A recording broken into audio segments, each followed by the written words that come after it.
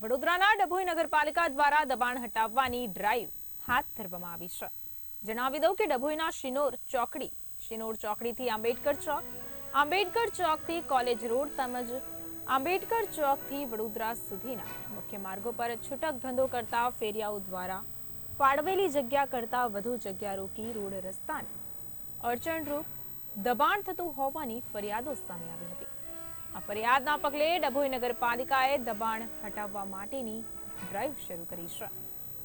આ અગાઉ નગરપાલિકા દ્વારા રિક્ષા ફેરવી ફેરિયાઓને જાણ કરવામાં આવી હતી। તંત્ર દ્વારા જાહેરાત કરવામાં આવી હોવા છતાં સ્થાનિક ફેરિયાઓ દ્વારા દબાણ ન ખસેડાતા ડભોઈ નગરપાલિકાએ દબાણ દૂર કરી રોડને ખુલ્લો કર્યો હતો।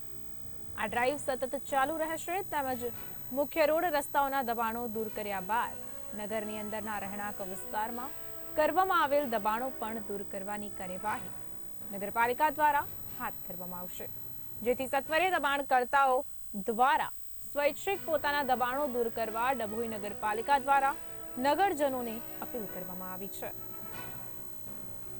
ડભોઈ નગરપાલિકા દ્વારા આજથી દબાણની અને સફાઈ ચાર્જ વસૂલાતની ડ્રાઈવ શરૂ કરવામાં આવી છે। છેલ્લા 1 મહિનાથી વારંવાર રિક્ષા ફેરવીને નગરના રોડ રસ્તાની જગ્યા ઉપર ધંધો કરતા ફેરિયાઓને જગ્યાની મર્યાદામાં રહીને ધંધો કરવા જણાવવામાં આવેલું, તેમ છતાંય ઘણા ફેરિયાઓ દ્વારા દબાણની પ્રવૃત્તિ શરૂ કરવામાં આવેલી। જે દબાણ રોડ રસ્તા ઉપર નડતરરૂપ હોય તેને દૂર કરવાની તેમજ ફેરિયાઓ દ્વારા નક્કી કરવામાં આવેલ જે સફાઈ ચાર્જ વસૂલાતની કામગીરી આજથી શરૂ કરવામાં આવેલી છે। કોઈ નગરના મુખ્ય મેઇન રસ્તા ઉપર આજે આ શરૂ કરીશું, ખાસ કરીને સિનોર ચોકડીથી ચાલુ કર્યું છે। હવે અમે લોકો ડેપો વિસ્તાર અને સરદાર બાગનો એરિયા કવર કરીશું। આ ડ્રાઈવ સતત ચાલુ રહેશે, આજથી શરૂ કરીને જ્યાર સુધી મેઇન રોડ રસ્તાના માર્જિનો દૂર કરવામાં નહીં આવે ત્યાં સુધી આ સતત આ ડ્રાઈવ ચાલુ રહેશે।